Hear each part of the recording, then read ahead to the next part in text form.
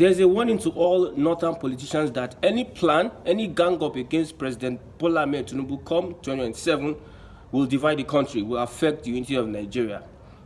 Northern politicians are rallying around, visiting power brokers in the north, President Buhari, Absalam Babangida, so as to gang up together against Bola Ahmed Tinubu, never to return for second term. They have been calling the president one-term president. That's the name that we've given our president. One term. Imagine calling our president a one-term president. Because the North is aggrieved that this administration has sidelined most of their top players, the likes of El-Rufai, Atiku. They are also stretching over to the east and south. They have boasted and they are saying that if we galvanize all the votes in the north, galvanize in the south-south, also galvanize in the southeast, let me see how the southwest will bring out votes to return Tinubu to power come 2027. This is a threat that is flying around, that we will secure the votes in the north. The block votes we have in the north, we will secure it against President Bola Ahmed Tinubu. Remember, Tinubu won the election according to INEC's data and declaration with the votes in the north. If he had relied on the southwest, he wouldn't have won the election. The north gave Tinubu that election. The southeast is resolute, and the southeast are saying that we don't want to be part of Nigeria. A majority of them are looking at this country is not going to favor us any further. Give us what we want. We want to determine our fate. We want to determine our future. Self-determination. Give us Biafra. There's one good thing about the north ganging up against Tinubu, and that good thing is that if it's going to help Biafra come in time, quick, let it happen. Let them gang up. Shehu Sani says that it is going to affect the unity of Nigeria. It's going to affect the unity of Nigeria. And I know the politicians in the southwest have a game they want to play. They have been standing in the middle ever since. They have been standing indifferent, showing that they are part of Nigeria, reaping from Nigeria. And if the north wants to do anything, the president can introduce regionalism. At the end of the day, everybody moves to their region and start developing at that pace. So let them fight. Let them come together and clash. When two elephants fight, the grass is not going to suffer at this point in time. When two elephants fight, the ecosystem will be rearranged. We are going to be having people saying that we want Oduduwa, people saying that we want Biafra, people saying that we want Arewa.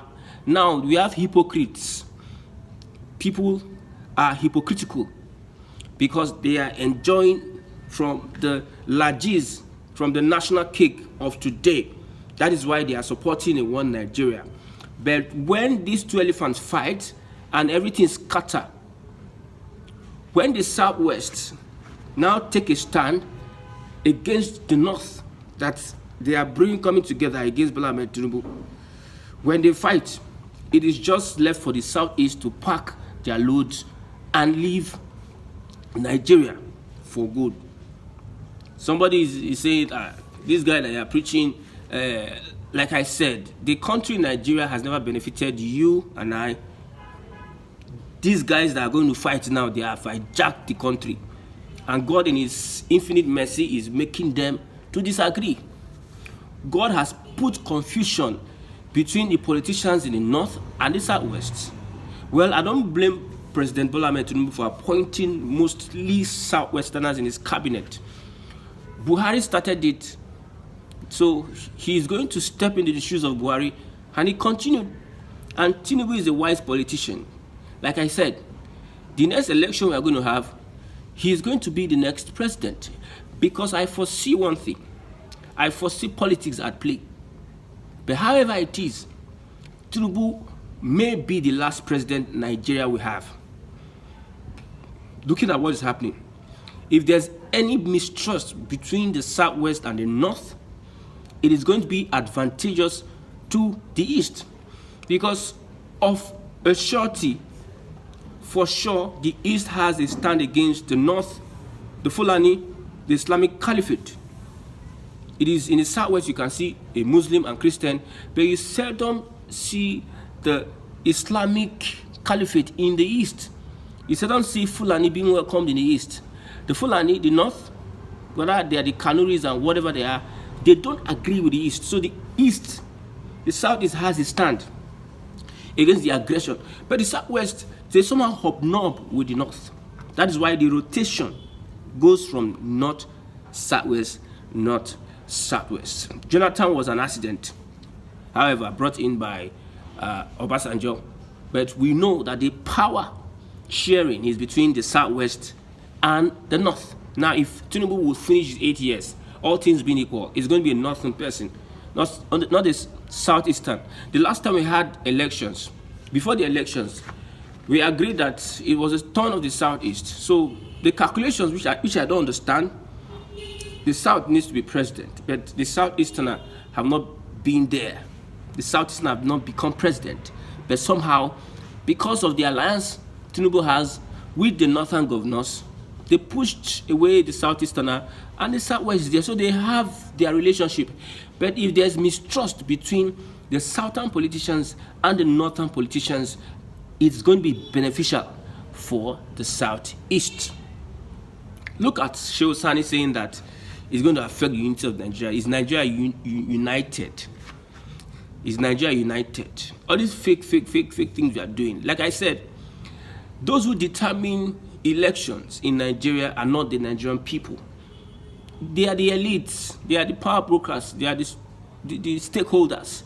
That is why you see an Erufai is going to meet a Buhari. An Erufai is going to meet a Kwankwaso. They are meeting these leaders because they can influence whether it is positive or negative. They can influence people that will carry ballot boxes. They can influence people that will switch off the server.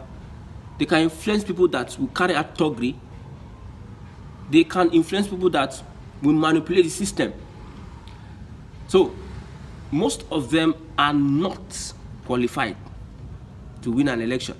They cannot win an election in a fair contest. That is sure. They cannot win an election in a fair contest. So, you see, Erufai with Kwankwaso, Erufai meeting Buhari, Atiku meeting Buhari. Somebody said Peter will be meeting. So this alliance is going to unseat President Tinubu 2023. We are watching how it is going to unfold. We are watching how it is going to help the emancipation of Biafrans from this union that is not wanted, that is unwarranted. Is going to help. And we pray that this happens. I'm praying that it happens. I'm praying that these guys clash. I'm praying that they hit their heads together. I'm praying that there's enmity come between them so that the hook on Biafrans being part of Nigeria will be losing. Somebody is angry, very angry. Somebody watching me is very angry. Like, why would this boy talk about Biafra? What do you know about Biafra? Why are you advocating for Biafra? What do you know about Nigeria? How has Nigeria been what have you benefited as in Nigeria? You cannot stand for your rights. You cannot protest. If you protest, they kill you. They infringe on your right. They steal your destiny and the destiny of your children. They impoverish you. They task you. They deceive you. They manipulate you. And you want to remain a happy slave. My brother, we from the southeast, we don't want to become like that. We are not known to be like that. We are warriors. We are resolute and resilient people. We are different. They know that. They call it Omoina, Olagidi. That is, we have Agidi. We have strong head, stubborn head. We don't be part of something that is not going to work. You sideline the Igbos. You sideline a certain people from the upper echelon of holding the presidency. You gang up against that person and expect the person to be part and parcel of that union. It is getting serious by the day. On the streets of Lagos, people are venting their anger. They are complaining, not seriously, they are complaining bitterly. The state of the nation, the state of the economy, people are complaining bitterly.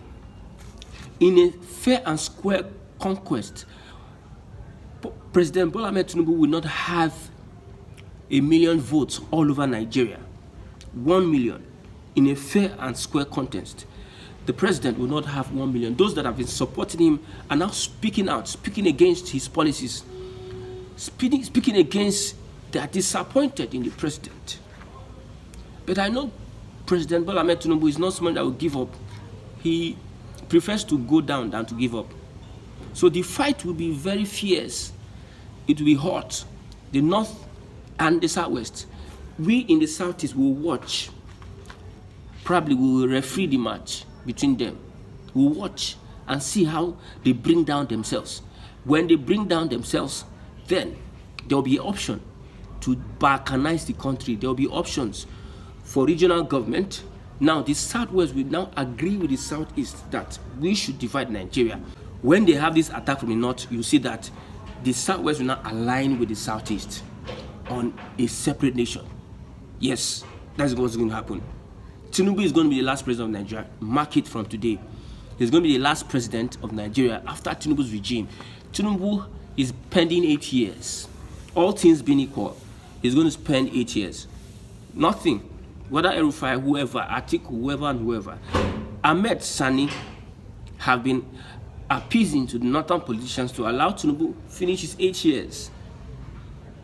Allow Tinubu finish his 8 years.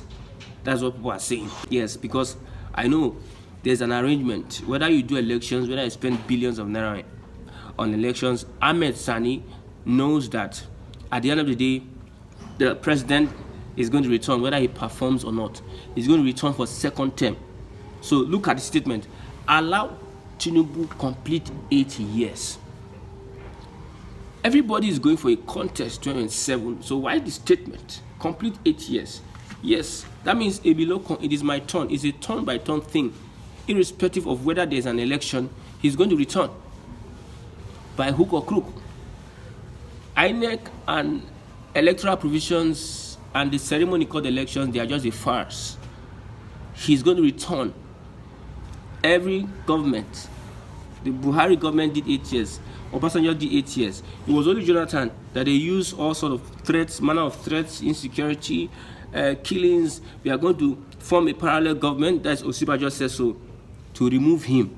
There was a united front against Jonathan, and Jonathan didn't want. If Jonathan wanted to return, he would have sustained his stand. He would have put his foot on the ground and vow for second term. Probably we're spending 10 years as president, then nothing. People will just die. But a politician like Tinubu, he doesn't care whether people die or not. He's going to be the president, irrespective of the gang up. And the clash between these two titans, yes, it is time for the children of God to be liberated. It is time for those that God has prepared a place for to go to their promised land. So the promised land is open before us. This is the time that the country will find itself in regional system of government. From regional system, we are going to be moving to various, according to the Bible, it says, to your tent, O Israel. So I laugh in Spanish, I laugh in Greek, as we see these politicians desperate to remove Bola Ahmed Tinubu in power. What do you think? I just like to get your comments on this. Yeah, it's going to favor the emancipation of the Biafrans. It's going to favor the emancipation of the Oduduwa people and the Arewa People's Congress. It's going to favor everybody. What do you think? Do you think they have that capacity or capability to remove President Bola Ahmed Tinubu 2027? And I know Tinubu is not going to go down with the fight. No, he's not going to go down with the fight. So far, it favors the Biafran emancipation. So I agree that they should take steps to unseat President Bola Ahmed Tinubu. Yes, powerful people in the north take steps to unseat him. Probably when the north refuses to vote for him, there will be an abracadabra. Maybe they'll switch off the whatever, and the INEC chairman might be sacked, and somebody that is going to do the bidding of the president may be appointed. Yes, and you know the president is somebody that has not lost any election. So remember, if he makes up his mind that he's not going to lose the election, he's not going to lose the election. irrespective of what you do. Why am I saying this? Because Nigerians are not going to stand on their feet. Nigerians are not going to fight for their rights. Look at what Kenyans are doing. Kenyans, they are willing to stake their lives. They are willing to lay down their lives to make the country better.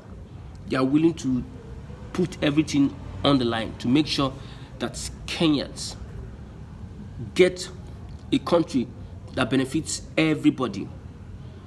But Nigerians, hypocrites, cowards, and nobody is concerned so far that you just get this three you can eat and your family can eat. Nothing concerns you. You don't care about tomorrow. You don't care about the next 20, 30 years. You don't care about the future of your children and children. Selfishness, hypocrisy, and everything is just characterized. Nobody is coming out to take responsibility or say, yes, let's come together and stand against this tyrant. Nobody wants to do that. Nobody wants to die. That's what I'm saying. They will enter. Amechi said it. Nigerians cannot fight for you. If you fight for them, they cannot stand up for their rights. Yes, that's just the real truth. No weapon formed against Tinubu shall prosper. From the north, from the south, from the southeast.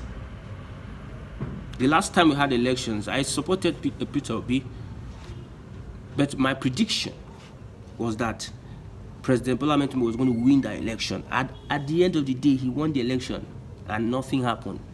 Peter Obi were telling people not to come out and protest. He's afraid to go to prison. He's afraid for a struggle. He's afraid. But look at what's happening in Kenya. He just opened his mouth and started saying, look at Kenya is doing this. But people wanted to protest when the elections, they believe that the elections, they robbed them of their mandate. People wanted to protest, but he said, no, don't protest. Yes, let's be peaceful. Now it's time for Kenya election. People are protesting. You are telling Nigerians to learn, take a cue from Kenya. See, all these people are not serious. Tinubu has put down his leg, has taken a stand, and that stand is going to